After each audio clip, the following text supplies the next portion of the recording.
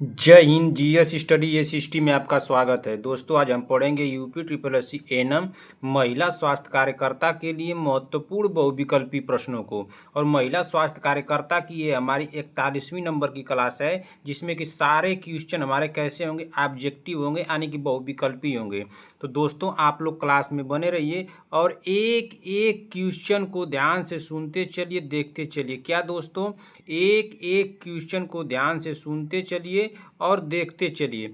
आज जिस भी क्वेश्चन का आंसर आ रहा है तुरंत कमेंट बॉक्स में हमको बताते भी चलिए। लास्ट में अपना स्कोर हमको जरूर बताइएगा कि आप लोगों का स्कोर कितना गया है। इससे ये पता चलेगी कि आप लोगों की तैयारी कितनी हुई है और अभी कितनी करनी चाहिए। इस चैनल पर आप लोगों को क्लास कितने बजे मिलती है? तो सुबह में मिलती है एक क्लास। तो सुबह में मिलती है 7 AM पे। कब मिलती है?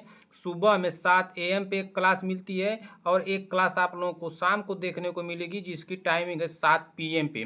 दोनों क्लासें कितने बजे मिलती हैं? एक सुबह में मिलेगी 7 बजे, एक शाम को मिलेगी 7 बजे। और जो भी बहनें हमारे चैनल पर अगर पहली बार आई हैं तो चैनल को ईमानदारी से सब्सक्राइब कर लें जब तक कि आप लोगों का एग्ज़ाम नहीं हो जाता है। जैसे ही एग्ज़ाम हो जाएगा आके अनसब्सक्राइब मार दीजिएगा, कोई दिक्कत नहीं। मुझे बस आप लोगों का सिलेक्शन करवाना है। एग्ज़ाम हाल से निकलते ही आके अनसब्सक्राइब मार दीजिएगा। अब चलिए देर न करते हुए आज की मोटिवेशन के साथ इस क्लास को हम लोग शुरू करेंगे। चलिए देखते हैं कि आज का हमारा मोटिवेशन क्या है। तो आज का हमारा मोटिवेशन है कि काम करो ऐसा कि एक पहचान बन जाए, हर कदम ऐसा चलो कि निशान बन जाए। काम करो ऐसा कि एक पहचान बन जाए, हर कदम ऐसा चलो कि निशान बन जाए। यहाँ जिंदगी तो हर कोई काट लेता है, यहाँ जिंदगी तो हर कोई काट लेता है, जिंदगी जियो इस कदर की मिसाल बन जाए। तो चलिए दोस्तों, अब देर न करते हुए आज की क्लास को हम लोग शुरू करते हैं और देखते हैं कि हमारा पहला क्वेश्चन क्या दिया है। तो हमारा पहला क्वेश्चन दिया है क्वेश्चन नंबर 1। पढ़िए क्वेश्चन नंबर 1 क्या दिया है। क्वेश्चन नंबर 1 हमारा दिया है कि निम्न में से एक को छोड़कर, क्या निम्न में से एक को छोड़कर सभी हड्डियां हाथ में पाई जाती हैं।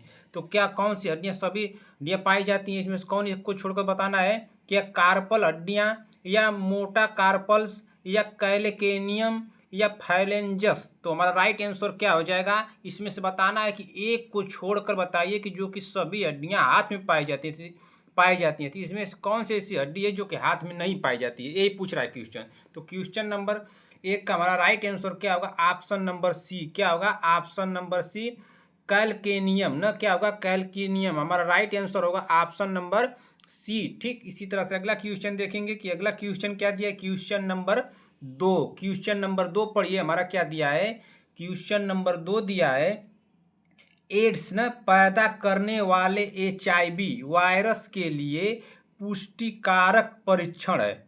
एड्स पैदा करने वाले HIV वायरस के लिए पुष्टिकारक परीक्षण है। तो कौन सा इसमें पुष्टिकारक परीक्षण है? क्या CDR काउंट है, या वेस्टर्न वेल्ट टेस्ट है, या एलिसा टेस्ट है, या PCR टेस्ट है। तो हमारा राइट आंसर क्या हो जाएगा, तो दूसरे का हमारा राइट आंसर होगा ऑप्शन नंबर क्या होगा, ऑप्शन नंबर सी होगा ना। क्या होगा, option number C, ELISA test होगा। क्या होगा, एलिसा टेस्ट हमारा राइट आंसर हो जाएगा। दूसरे का भी ऑप्शन नंबर सी। ठीक, अब इसी तरह से अगला क्वेश्चन देखेंगे कि अगला क्वेश्चन क्या दिया है। Question number 3। क्वेश्चन नंबर 3 पढ़िए क्या दिया है। क्वेश्चन नंबर 3 हमारा दिया है 1 ग्राम ग्लूकोज से आपको कितनी ऊर्जा प्राप्त होती है।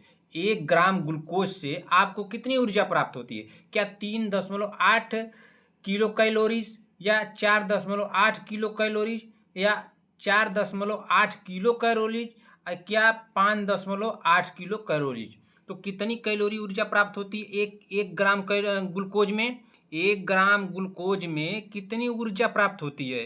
तो 1 ग्राम ग्लूकोज में ऊर्जा जो प्राप्त होती है वो 4.2 किलो कैलोरीज प्राप्त होती है। इसलिए हमारा राइट आंसर हो जाएगा तीसरे का ऑप्शन नंबर बी। क्या होगा, ऑप्शन नंबर बी। ठीक इसी तरह से अब अगला क्वेश्चन देखेंगे कि अगला क्वेश्चन क्या दिया है। Question number 4। क्वेश्चन नंबर 4 पढ़िए क्या दिया है।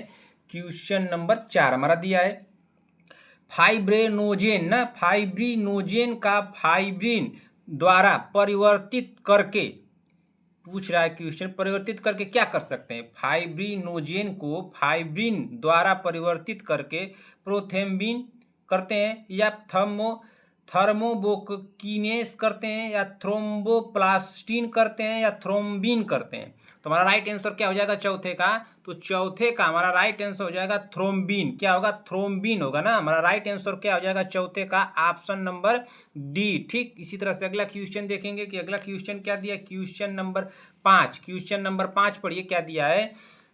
क्वेश्चन नंबर 5 हमारा दिया कि रक्तचाप को मापने के लिए प्रयुक्त उपकरण। रक्तचाप को मापने के लिए प्रयुक्त उपकरण। तो रक्तचाप को मापने के लिए प्रयुक्त उपकरण क्या है? क्या ईसीजी है या स्टेथोस्कोप है या स्फिग्नोमेनोमीटर है या आर्म बैंड है? तो हमारा राइट आंसर क्या हो जाएगा? रक्तचाप को मापने के लिए प्रयुक्त उपकरण है। तो क्या ईसीजी है या स्टेथोस्कोप है या स्फिग्नोमेनोमीटर है या आर्म बैंड है? तो हमारा राइट आंसर क्या हो जाएगा पांचवें का? तो पांचवें का हमारा राइट आंसर होगा ऑप्शन नंबर डी। क्या होगा? Arm band. क्या होगा? आर्म बैंड हमारा राइट आंसर होगा पांचवें का ऑप्शन नंबर डी। ठीक, इसी तरह से अगला क्वेश्चन देखेंगे कि अगला क्वेश्चन क्या दिया। क्वेश्चन नंबर 6, क्वेश्चन नंबर 6 बहुत आसान है, इसको बता दीजिए।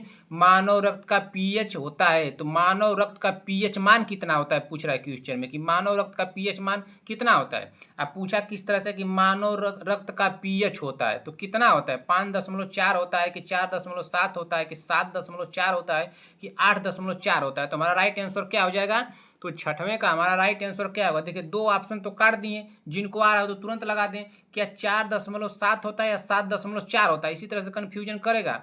अब एग्जाम हॉल में इतना प्रेशर रहता है कि आदमी कंफ्यूज हो जाता है कि 4.7 है कि 7.4 है। तो 7.4 है आता हुआ क्वेश्चन इसी तरह से गलत हो जाता है, बहुत आसान सा। तो हमारा राइट आंसर क्या हो जाएगा? Option number C. क्या होगा? Option number C. Exam hall में जाइएगा, क्वेश्चन को आराम से पढ़िएगा और उसके बाद उसके ऑप्शन को पढ़िएगा, ऑप्शन किस तरह से घुमाया है, ठीक ना, उसके बाद ही टिक कीजिएगा। चलिए अगला क्वेश्चन देखते हैं कि अगला क्वेश्चन क्या दिया है हमारा। क्वेश्चन नंबर 7, क्वेश्चन नंबर 7 पढ़िए क्या दिया है।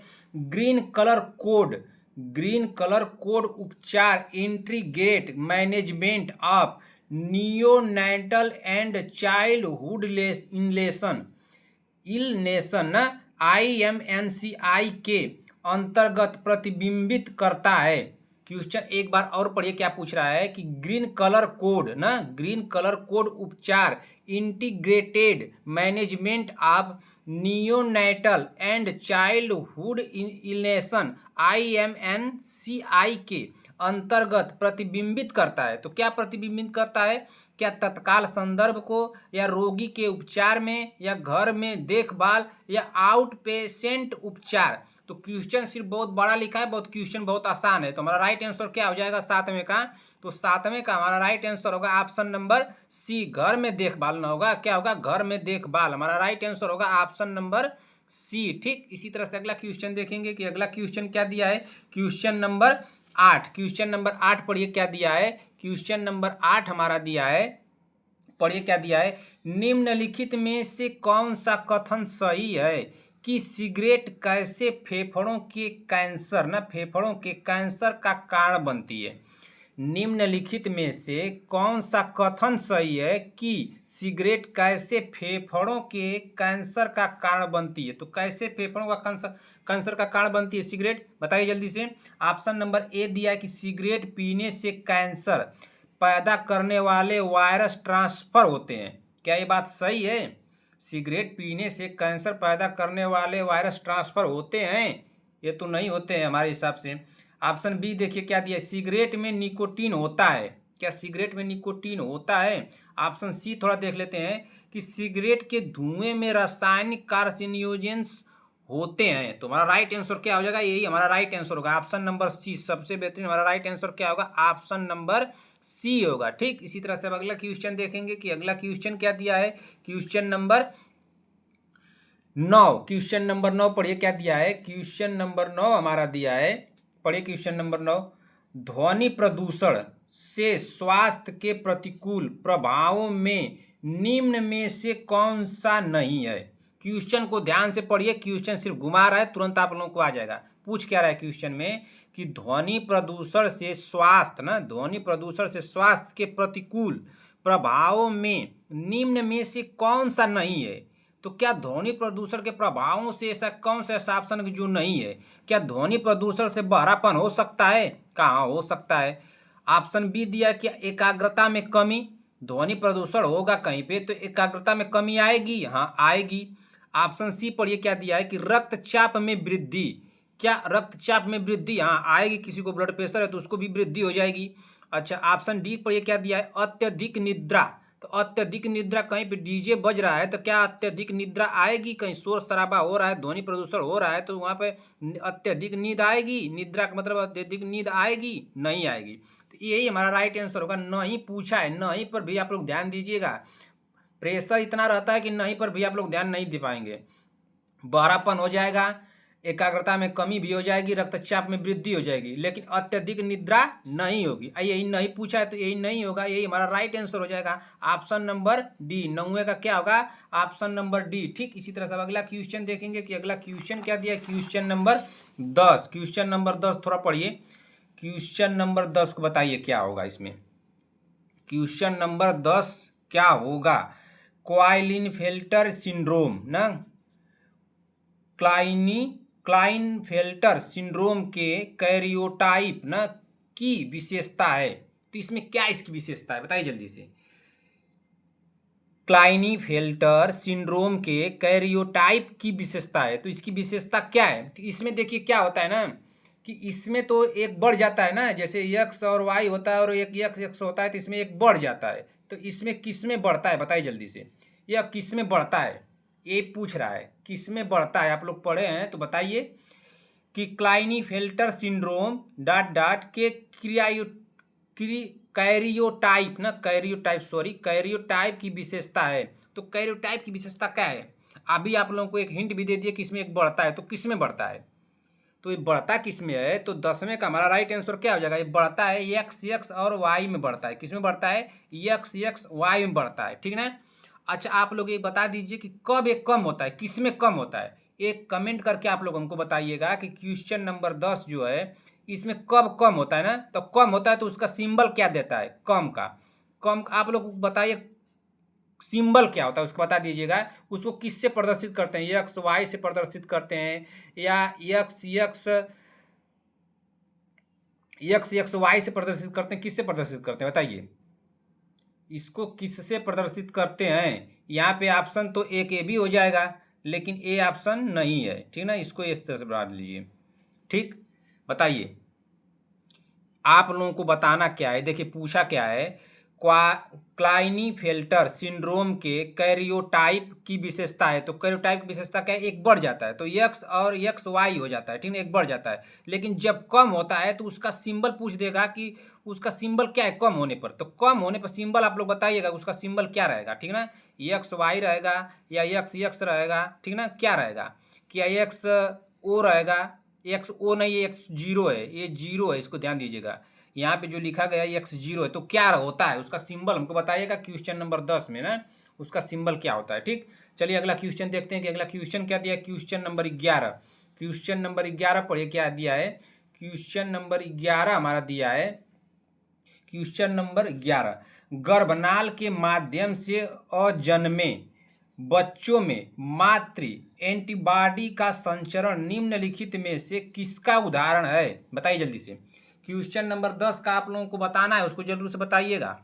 क्वेश्चन नंबर 10 जो पूछे हैं उसका सिंबल क्या रहेगा, पूछ देगा तो क्या बताएंगे आप लोग? गर्भनाल के माध्यम से अजन्मे बच्चे में मातृ एंटीबॉडी का संचरण निम्नलिखित में से किसका उदाहरण है? तो किसका उदाहरण है बताइए जल्दी से। क्या सक्रिय प्रतिरक्षा का उदाहरण है, या निष्क्रिय प्रतिरक्षा का उदाहरण है, या हर्ड प्रतिरक्षा का उदाहरण है, या उपरोक्त सभी? तो किसका उदाहरण है बताइए जल्दी से। 11वें का किसका उदाहरण है बताइए जल्दी से। देखिए उपरोक्त सभी तो नहीं होगा भाई, इसको काट दिया। अब बता दीजिए 3 ऑप्शन में से क्या होगा। 3 ऑप्शन में से तो अब क्या होगा? अब तो एक ही ऑप्शन होगा। इसमें से हमारा राइट आंसर क्या हो जाएगा 11वें का? बताइए जल्दी से।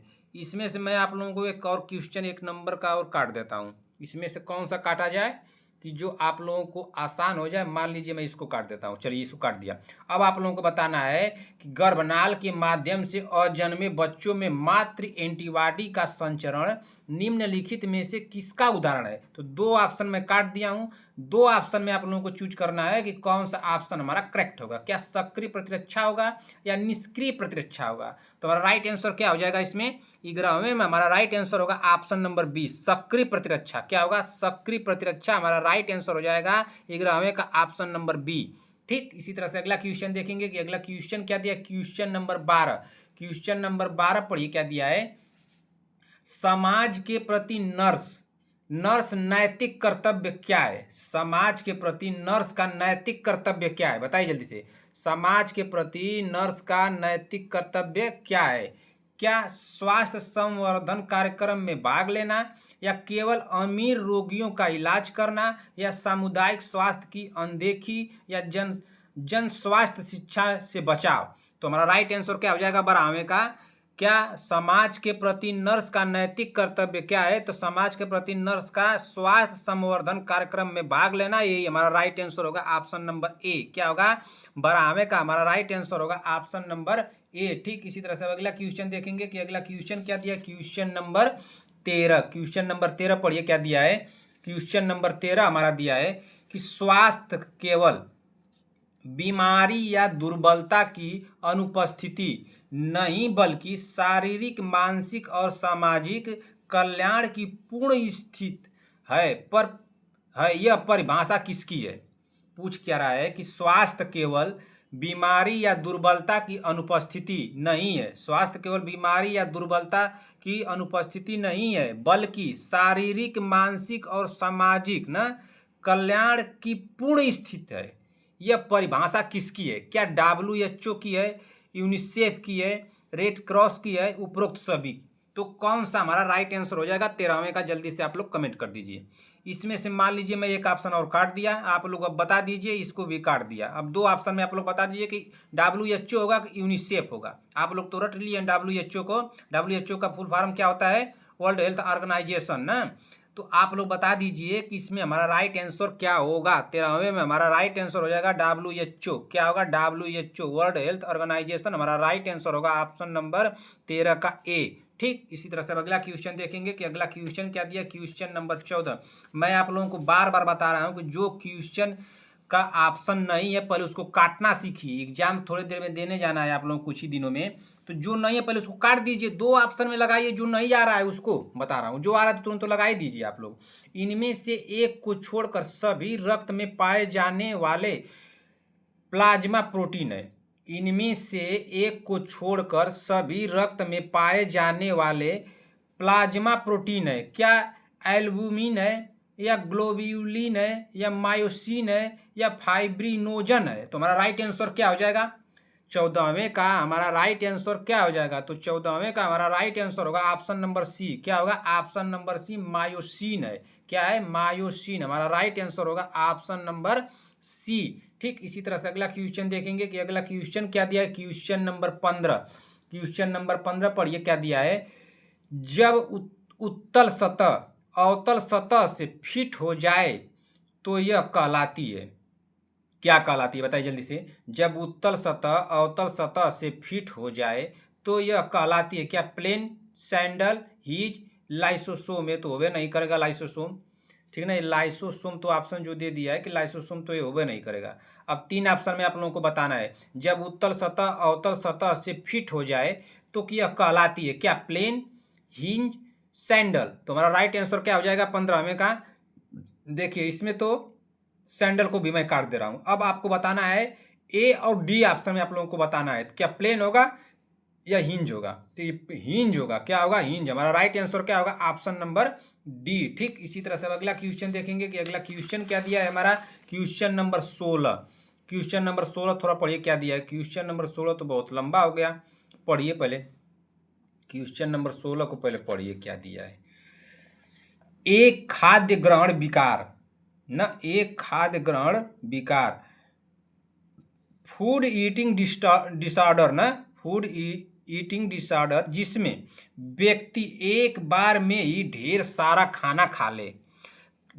खाना खा लेने के बाद इस खाने के प्रभाव को समाप्त करने के लिए या तो उल्टी करता है या तो कुछ दिनों तक भूखा रहता है, वह रोग है।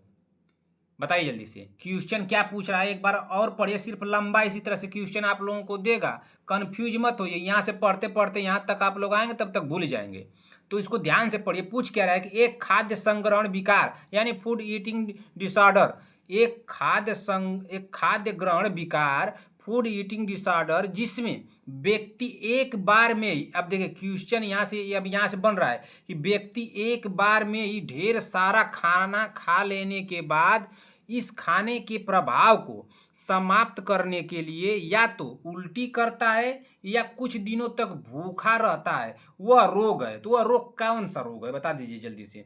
क्या एनोरेक्सिया नर्वोसा है या बुलिमिया नर्वोसा है, और तीसरा ऑप्शन क्या दिया इसी मैरेक्सम है या फोबिया है। तो हमारा राइट आंसर क्या हो जाएगा, 16वें का हमारा राइट आंसर क्या होगा। आप लोगों को फिर क्वेश्चन तो देखना नहीं पड़ेगा।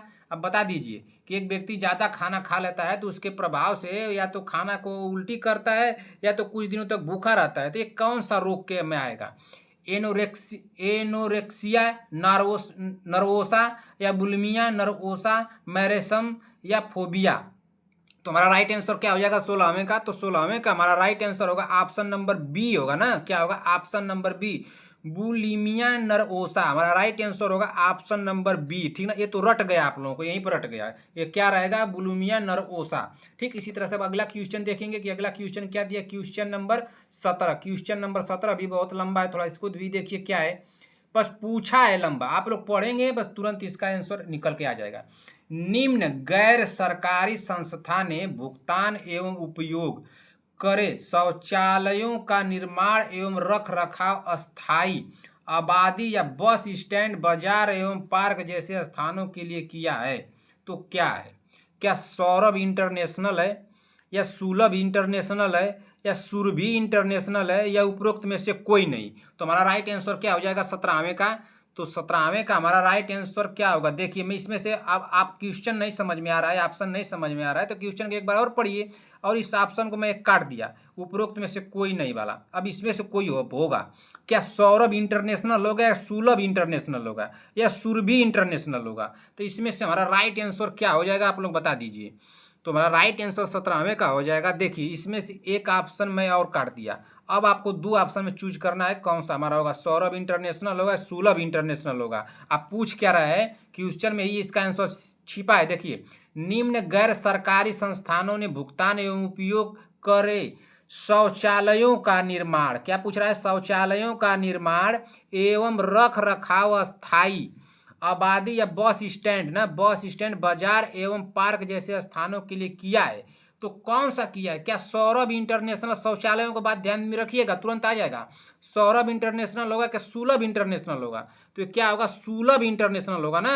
हमारा राइट आंसर क्या हो जाएगा, ऑप्शन नंबर बी, क्या होगा ऑप्शन नंबर बी। जो क्वेश्चन आप लोगों को नहीं समझ में आए उसको 2 बार पढ़िएगा, तुरंत उसका आंसर निकल के आएगा, ठीक ना। अब इसी तरह से अगला क्वेश्चन देखेंगे कि अगला क्वेश्चन क्या दिया, क्वेश्चन नंबर 18। क्वेश्चन नंबर 18 पढ़िए क्या दिया है, स्टेज सेकेंड सर्वाइकल कैंसर में, स्टेज सेकेंड सर्वाइकल कैंसर में क्या कार्सिनोमा केवल गर्भाशय ग्रीवा तक ही सीमित है। कार्सिनोमा गर्भाशय ग्रीवा से आगे तक फैला है लेकिन श्रेणी की दीवार तक नहीं। कार्सिनोमा वास्तविक श्रेणी तक फैल गया है, कार्सिनोमा वास्तविक श्रेणी से आगे तक फैल गया है। अब बताइए क्वेश्चन का राइट आंसर क्या हो जाएगा। क्वेश्चन पूछ क्या रहा है कि स्टेज सेकेंड सर्वाइकल कैंसर में, तो क्या होता है सर्वाइकल कैंसर में स्टेज सेकेंड में, क्या कार्सिनोमा केवल गर्भाशय ग्रीवा तक ही सीमित है। कार्सिनोमा गर्भाशय ग्रीवा से आगे तक फैला है लेकिन श्रोणि की दीवार तक नहीं। अच्छा, कार्सिनोमा वास्तविक श्रोणि तक फैल गया है, कार्सिनोमा वास्तविक श्रेणी से आगे तक फैल गया है। तो हमारा राइट आंसर क्या हो जाएगा इसमें 18वें में, तो हमारा राइट आंसर क्या हो जाएगा, ऑप्शन नंबर बी होगा, क्या होगा ऑप्शन नंबर बी हमारा राइट आंसर होगा ना। कार्सिनोमा गर्भाशय ग्रीवा से आगे तक फैला है लेकिन श्रोणि की दीवार तक नहीं है, तो यही हमारा राइट आंसर होगा ऑप्शन नंबर बी। ठीक, इसी तरह से अगला क्वेश्चन देखेंगे कि अगला क्वेश्चन क्या दिया, क्वेश्चन नंबर 19। क्वेश्चन नंबर 19 पढ़िए क्या दिया है, क्वेश्चन नंबर 19 पढ़िए क्या दिया है। क्वेश्चन नंबर 19 हमारा दिया है इंजेक्शन इन्फेनेक्ट्स शिशुओं में इंट्रामस्कुलर ना इंजेक्शन के लिए निम्नलिखित में से कौन सी पसंदीदा साइट है? तो ये बहुत आसान है। क्या डेलोटाइड है या डेलोटाइड या रेक्टस फेमोरिस या वास्टस लेटरिस या वेंट्रोग्लोटियल्स? तो क्या हो जाएगा? डेल्टोइड ना डेल्टोइड, रेक्टस मेमोरिस, वास्टस लेटरिस या वेंट्रोग्लोटियल्स। तो हमारा राइट आंसर क्या हो जाएगा 19वें का? तो 19वें का हमारा राइट आंसर हो जाएगा ऑप्शन नंबर क्या होगा? ऑप्शन नंबर इसमें से क्या होगा? ऑप्शन नंबर हमारा बताइए जल्दी से। डेल्टोइड ऑप्शन नंबर सी होगा। क्या होगा? ऑप्शन नंबर सी होगा ना। हमारा राइट आंसर क्या होगा? Option number C, vastus lateralis ना। क्या होगा? लेटरलिस। हमारा राइट आंसर होगा option number C, vastus lateralis. ठीक ना। इसी तरह से अगला क्वेश्चन देखेंगे कि अगला क्वेश्चन क्या दिया। क्वेश्चन नंबर 20, क्वेश्चन नंबर 20 पढ़िए क्या दिया है। क्वेश्चन नंबर 20 तो बहुत अजीब पूछ लिया। जू द्वारा नहीं फैलने वाली बीमारी, जू द्वारा नहीं फैलने वाली बीमारी। क्या जू द्वारा कौन सी ऐसी बीमारी है जो नहीं फैलती है? ये तो क्वेश्चन आ सकता है। Epidemic, typhus, Q fever, relapsing fever, trench fever. तो हमारा राइट आंसर क्या हो जाएगा? तो 20वें का हमारा राइट आंसर होगा ऑप्शन नंबर क्या होगा? क्यू फीवर ना। क्या होगा? Q fever. जू द्वारा नहीं फैलने वाली बीमारी कौन सी है? तो क्यू फीवर है। ये हमारा राइट आंसर क्या होगा? Option number B. ठीक। इसी तरह से अगला क्वेश्चन देखेंगे कि अगला क्वेश्चन क्या दिया। क्वेश्चन नंबर 21, क्वेश्चन नंबर 21 पढ़िए क्या दिया है। क्वेश्चन नंबर 21 हमारा दिया है कि विलंबित रजनोवृत्ति, विलंबित रजनोवृत्ति से आपका क्या अभिप्राय है? विलंबित रजनोवृत्ति से आपका क्या अभिप्राय है? एक बहन ने मुझसे पूछा था, रजनोवृत्ति से क्वेश्चन उठाई थी, उनका अभी जवाब नहीं आया कमेंट में कि वो बताएं कि उनको क्वेश्चन समझ में आया कि नहीं आया। मैं उनको पूरा डिटेल में बताया था ना। एक बहन का कोई क्वेश्चन डाउट था जो पूछी थी कि सर क्वेश्चन नंबर दूसरा को एक बार देख लीजिएगा। क्वेश्चन नंबर दूसरा उनका पूछा गया था, लेकिन मैं उसको अगली क्लास में बताया हूँ। वो अभी नहीं बता पाई कि सर मैंने इस क्लास को देख लिया और ये क्वेश्चन जो आप बताएं मैं इसको समझ लिया। आपको अगर नहीं समझ में आया तो अब बताइए, मैं उसको दोबारा समझाऊंगा। ठीक ना। क्वेश्चन नंबर 21 बताइए क्या दिया है। विलंबित रजनोवृत्ति से आपका क्या अभिप्राय है? ऑप्शन ए दिया है, जब रजनोवृत्ति 45 वर्ष की आयु से अधिक न हो। इस क्वेश्चन को जिसने भी पढ़ा होगा मेरी क्लास में, रजनोवृत्ति से मैं क्लास कराया हूँ। ठीक ना। क्वेश्चन नंबर किसी बहन का दूसरा था, उनको डाउट था, उसको मैं डिटेल में बताया हूँ। उसको जो देखा होगा एक प्रश्न को, उसमें 3-4 प्रश्न मैं क्लियर किया था, तो इस प्रश्न को लगा लेगा क्वेश्चन को। इसको इम्पॉर्टेंट में आप लोग लेकर चलिए, इससे बार बार क्वेश्चन बन रहा है। जब रजनोवृत्ति 45 वर्ष की आयु से अधिक न हो, जब रजनोवृत्ति 40 वर्ष की आयु से अधिक न हो, जब रजनोवृत्ति 50 वर्ष की आयु से अधिक न हो, और जब रजनोवृत्ति 55 वर्ष की आयु से अधिक न हो। तो बहुत आसान है, अगर उसको जो समझ लिया होगा इसको तुरंत लगाएगा, 1 नंबर तुरंत उसके पास। ठीक ना। तो हमारा राइट आंसर क्या हो जाएगा? तो 21वें का हमारा राइट आंसर होगा ऑप्शन नंबर डी। क्या होगा? ऑप्शन नंबर डी हमारा राइट आंसर होगा। इसको मैं बहुत डिटेल में समझाया हूँ। ठीक ना। रजनोवृत्ति के बारे में, रजोदर्शन के बारे में ना। तो आप लोग इसको समझिए, जो क्वेश्चन आप लोग पूछ रहे हैं हमसे, तो उसको देखिए दोबारा कि हम बताए हैं कि नहीं बताए हैं अगली क्लास में। चलिए अगला क्वेश्चन देखते हैं कि अगला क्वेश्चन क्या दिया। क्वेश्चन नंबर 22, आरसीएस चरण 1 में कौन सा 2 अतिरिक्त घटक शामिल किए गए थे? आरसीएस चरण A1 में कौन से 2 अतिरिक्त घटक शामिल किए गए थे? क्या नवजात देखभाल और बाल कुपोषण, या प्रजनन स्वास्थ्य और सुरक्षित मातृत्व, बाल उत्तरजीवित और मातृ मृत्यु दर, यौन संचरित रोग और प्रजनन संक्रमण? तो हमारा राइट आंसर क्या हो जाएगा? जल्दी से आप लोग कमेंट कर दीजिए कि हमारा राइट आंसर क्या होगा। तो हमारा राइट आंसर हो जाएगा 22वें का ऑप्शन नंबर क्या होगा? यौन संचरित रोग और प्रजनन संक्रमण। हमारा राइट आंसर होगा ऑप्शन नंबर डी। क्या होगा? Option number D. ठीक। इसी तरह से अगला क्वेश्चन देखेंगे कि अगला क्वेश्चन क्या दिया है। क्वेश्चन नंबर 23, क्वेश्चन नंबर 23 पढ़िए क्या दिया है। निम्नलिखित में से कौन सी ग्रंथि वृद्धावस्था में गायब हो जाती है?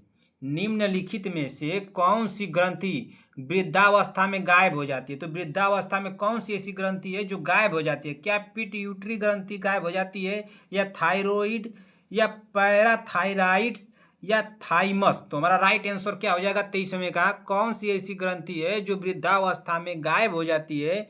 तो जो गायब हो जाती है वो ग्रंथि कौन सी? थाइमस है। कौन सी है? थाइमस। हमारा राइट आंसर क्या हो जाएगा 23वें का? Option number D. ठीक, इसी तरह से अगला क्वेश्चन देखेंगे कि अगला क्वेश्चन क्या दिया है। क्वेश्चन नंबर 24, क्वेश्चन नंबर 24 पढ़िए क्या दिया है। क्वेश्चन नंबर 24 तो बहुत आसान है। बीसीजी का टीका निम्न में से किसमें लगाया जाता है? तो बहुत आसान है, बता दीजिए। निमोनिया में, काली खांसी में, टिटेनस में, यक्षमा, टीबी। बताइए किसमें लगाया जाता है? तो किसमें लगाया जाता है? तो ये लगाया जाता है टीबी में। बीसीजी का टीका किसमें लगाया जाता है? तो टीबी में लगाया जाता है ना। तो 24वें का हमारा राइट आंसर क्या होगा? ऑप्शन नंबर डी होगा। क्या होगा? ऑप्शन नंबर डी ना। ठीक, इसी तरह से अगला क्वेश्चन देखेंगे कि अगला क्वेश्चन क्या दिया है हमारा। क्वेश्चन नंबर 25, क्वेश्चन नंबर 25 पढ़िए क्या दिया है। क्वेश्चन नंबर 25 हमारा दिया है, शहरी जनसंख्या में वृद्धि निम्नलिखित सभी कारकों के कारण है सिवाय कौन से ऐसे सभी कारकों के कारण है? शहरी जनसंख्या में वृद्धि निम्नलिखित में से सभी कारकों के कारण है सिवाय, तो कौन सा ऐसा है? क्या रोजगार अवसर, या बेहतरीन सेवाओं की उपलब्धता, या उच्च मृत्यु दर और रुग्णता, या बेहतरीन जीवन स्थिति का आकर्षण? तो हमारा राइट आंसर क्या हो जाएगा 25वें का? तो 25वें का हमारा राइट आंसर होगा ऑप्शन नंबर क्या होगा? ऑप्शन नंबर सी होगा। क्या होगा? ऑप्शन नंबर सी, उच्च मृत्यु दर और रुग्णता ना, रुग्णता। तो हमारा राइट आंसर क्या हो जाएगा? ऑप्शन नंबर सी होगा। क्या होगा? Option number C. क्या होगा? Option number C. ठीक ना, रुग्णता। ठीक,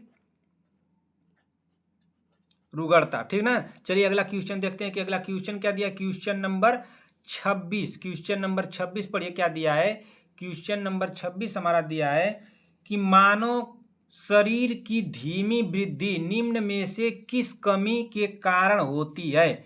मानव शरीर की धीमी वृद्धि निम्न में से किस कमी के कारण होती है? तो किसी मानव शरीर की जो वृद्धि हो रही है बहुत धीमी हो रही है, तो किस कमी के कारण होती है? क्या वसा के कमी के कारण होती है, विटामिन के कमी के कारण होती है, प्रोटीन के कमी के कारण होती है, या उपरोक्त में से कोई नहीं? तो बहुत आसान है। तो 26वें का हमारा राइट आंसर क्या हो जाएगा? ऑप्शन नंबर विटामिन होगा कि प्रोटीन होगा? ये तो होबे नहीं करेगा, वसा होबे नहीं करेगा। विटामिन या प्रोटीन में कौन सा हमारा राइट आंसर होगा? बता दीजिए जल्दी, आपसे जल्दी से बताइए। हमारा राइट आंसर क्या हो जाएगा? मानव शरीर की धीमी वृद्धि निम्न में से किसकी कमी के कारण होती है? धीमी वृद्धि पूछ रहा है, तो किसकी कमी के कारण होती है? विटामिन की, प्रोटीन? तो 26वें का हमारा राइट आंसर हो जाएगा ऑप्शन नंबर सी, प्रोटीन की कमी के कारण। विटामिन नहीं होगा, हमारा राइट आंसर होगा ऑप्शन नंबर सी। ठीक, इसी तरह से अगला क्वेश्चन देखेंगे कि अगला क्वेश्चन क्या दिया। क्वेश्चन नंबर 27, क्वेश्चन नंबर 27 पढ़िए क्या दिया है। क्वेश्चन नंबर 27 हमारा दिया है कि मानव शरीर में मूत्र प्रवाह के मार्ग में होने वाले अंगों का सही क्रम निम्नलिखित में से कौन सा है? बताइए जल्दी से। मानव शरीर में मूत्र प्रवाह के मार्ग में होने वाले अंगों का सही क्रम निम्नलिखित में से कौन सा है? तो सही क्रम पूछ रहा है, तो बता दीजिए सही क्रम इसमें से क्या होगा। 27वें का हमारा राइट आंसर क्या हो जाएगा? जल्दी से कमेंट कीजिए, बताइए जल्दी से। पहले तो गुर्दा से शुरू होगा। ठीक, तो देखिए गुर्दा यहाँ पर भी दिया है, गुर्दा यहाँ पर, गुर्दा यहाँ पर, लेकिन मूत्र यहाँ पर पहले दे दिया है। मूत्राशय ना, मूत्राशय। तो पहले तो इसको काटिए, पहले काटना आप लोग सीखे, कौन सा नहीं होगा। अच्छा ये बताइए कि गुर्दा के बाद कहाँ जाएगा? मूत्रवाहिनी में जाएगा या मूत्राशय में जाएगा? तो गुर्दा के बाद जाएगा मूत्रवाहिनी में। कहाँ जाएगा? मूत्रवाहिनी में। तो ये तो सही हो सकता है। और ये मूत्राशय है, ये मूत्रवाहिनी, तो ये नहीं होगा। तो बी को भी काट दीजिए। अब दो ऑप्शन बचे, ए और सी। यहाँ पे भी गुर्दा हो जाएगा, यहाँ पे भी गुर्दे हो जाएगा। गुर्दे के बाद मूत्रवाहिनी में जाएगा, यहाँ पे मूत्रवाहिनी में जाएगा। यहाँ के बाद अब बता दीजिए कि क्या मूत्रवाहिनी के बाद मूत्राशय में जाएगा या क्या मूत्रमार्ग में जाएगा? तो मूत्राशय में जाएगा ना। कहाँ जाएगा? मूत्राशय में, इसलिए ये भी कट जाएगा। मूत्रमार्ग लास्ट में होगा, इसलिए हमारा राइट आंसर होगा ऑप्शन नंबर ए। क्या होगा? Option number A. ठीक ना। क्या होगा ऑप्शन नंबर ए। पहले आप लोग ऑप्शन को काटना सीखिए, मैं बार बार बता रहा हूँ, आप लोगों को बहुत काम आएगा एग्जाम हॉल में। जो क्वेश्चन नहीं आ रहे पर उसके ऑप्शन को काटिए, कौन सा ऑप्शन नहीं होगा खट खट तुरंत ऑप्शन काट दीजिए। दो ऑप्शन को मान लीजिए यहाँ पर काट लिए, अब इसमें मिलाइए कि ए और सी में कौन सा होगा, तो इसमें भी मिल रहा है इसमें भी मिल रहा है, लेकिन यहाँ पे नहीं मिला था, जो नहीं मिला इसको तुरंत काट दिए, यही हमारा राइट आंसर होगा ऑप्शन नंबर ए। और जिस वन को आ रहा है वो तो तुरंत लगा लेंगी, लेकिन जिसको नहीं आ रहा है मैं उसके लिए बता रहा हूँ, ठीक ना। चलिए अगला क्वेश्चन देखते हैं कि अगला क्वेश्चन क्या दिया। क्वेश्चन नंबर 28, क्वेश्चन नंबर 28 देखिए क्या दिया है हमारा। क्वेश्चन नंबर 28 दिया है, निम्न में से किस रोग को एंटीबायोटिक्स द्वारा ठीक नहीं किया जा सकता। निम्न में से किस रोग को एंटीबायोटिक द्वारा ठीक नहीं किया जा सकता। क्या कुष्ठ को, टिटेनस को, मीमल्स यानी खसरा को, या हैजा को। तो 28वें का हमारा राइट आंसर क्या हो जाएगा, तो 28वें का हमारा राइट आंसर होगा ऑप्शन नंबर क्या होगा, ऑप्शन नंबर सी होगा ना। क्या होगा, ऑप्शन नंबर सी होगा ना, ऑप्शन नंबर सी। मीमल्स यानी खसरा होगा, क्या होगा, खसरा। खसरा को एंटीबायोटिक द्वारा ठीक नहीं किया जा सकता, इसलिए हमारा राइट आंसर होगा ऑप्शन नंबर सी। ठीक, इसी तरह से अगला क्वेश्चन देखेंगे कि अगला क्वेश्चन क्या दिया। क्वेश्चन नंबर 29, क्वेश्चन नंबर 29 पढ़िए क्या दिया है। क्वेश्चन नंबर 29 हमारा दिया है कि बाल हेयर जिस प्रोटीन का बना होता है उसे कहते हैं। बाल यानी हेयर ना, बाल हेयर जिस प्रोटीन का बना होता है उसे कहते हैं, क्या कहते हैं, ग्लोबुलिन कहते हैं, या म्यूसिन कहते हैं, या कीरेटिन कहते हैं, या कैसीन कहते हैं। तो का हमारा राइट आंसर क्या हो जाएगा 29वें का। तो 29वें का हमारा राइट आंसर तो बहुत आसान है, इसमें क्या पूछना क्या है, कीरेटिन कहते हैं। क्या कहते हैं, कीरेटिन। हमारा राइट आंसर क्या होगा, ऑप्शन नंबर सी। क्या होगा, ऑप्शन नंबर सी। ठीक, तो दोस्तों इसी क्वेश्चन के साथ क्लास को हम लोग समाप्त करते हैं। क्लास आप लोगों को कैसी लगी, अगर क्लास आप लोगों को जिस भी भाई को जिस भी बहन को हमारी क्लास ये अच्छी लगी हो तो एक लाइक कर दीजिएगा अपने तरफ से, आप लोगों के लिए इतना मेहनत किया हो, ठीक है। एक लाइक कर दीजिए, क्लास अगर अच्छी लगी हो तो अपने दोस्तों अपने भाई बहनों में इसको शेयर भी कीजिएगा। और जो भी बहनें हमारे चैनल पर अगर पहली बार आई हैं तो चैनल को ईमानदारी से आप लोग सब्सक्राइब कर लीजिए, जब तक कि आप लोगों का एग्जाम नहीं हो जाता है तब तक के लिए सब्सक्राइब कीजिए। जैसे एग्जाम हो जाएगा, एग्जाम हाल से निकलते ही आकर तुरंत अनसब्सक्राइब मार दीजिएगा, कोई दिक्कत नहीं। कमेंट बॉक्स में अपना स्कोर जरूर बताइएगा कि 29 में आप लोगों के कितने सही हैं, ठीक ना। आप लोगों के बताने के हिसाब से मुझे क्वेश्चन बनाना पड़ता है, किस तरह से क्वेश्चन आप लोगों के आ रहे हैं, और जिस तरह के नहीं आ रहे हैं उस तरह के वो क्वेश्चन तैयार करवाना है आप लोगों को। तो आप लोग कमेंट बॉक्स में जितने भी नंबर आए, 1-2 नंबर आ जाए, 28 27 जो भी आए, 25 आए, 20 आए, 10 आए, जो आए जरूर बताइएगा 29 में आप लोगों को कितने सही हुए हैं, ठीक ना। और इस चैनल पर आप लोगों को क्लास कितने बजे मिलती है, तो इस चैनल पर आप लोगों को क्लास जो मिलती है सुबह में मिलती है, सुबह में 7 AM पर, यानी कि सुबह 7 बजे मिलती है। और एक क्लास आप लोगों को शाम को मिलती है जिसकी टाइमिंग है 7 PM। क्या है, 7 PM, यानी कि सुबह शाम दोनों टाइमिंग क्या है, 7 AM और 7 PM है। सुबह में आप लोगों को 7 बजे मिलेगी और शाम को भी 7 बजे मिलेगी, ठीक ना। और किसी भी बहन को किसी भी क्वेश्चन में कोई भी डाउट हो, क्वेश्चन नंबर डाल के पूछ लीजिएगा कि सर मुझे क्वेश्चन नंबर 1 2 3 4 इस क्वेश्चन में डाउट है, आप इसको दोबारा से बताइए। मैं उसको बताने की पूरी कोशिश करूंगा, अगर नहीं बता पाया तो अगले क्लास में जरूर बताऊंगा। चलिए इसी के साथ क्लास को अब हम लोग समाप्त करते हैं। कमेंट बॉक्स में अपना प्यार देना मत भूलिएगा। मिलते हैं ऐसी ही क्लास के साथ, तब तक के लिए जय हिंद जय भारत।